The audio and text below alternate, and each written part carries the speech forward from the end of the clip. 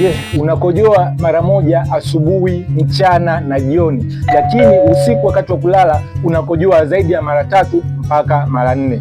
Usichukulie kawaida kabisa. Hiyo ni hatari sana ya tezi dume kuweza kuvimba, ni hatari sana ya kuweza kusababisha tezi dume kuzidi kutanuka na kusababisha saratani ya tezi dume na kansa ya tezi dume, kwa sababu unapolala mara nyingi homoni zako huwa zimepoa.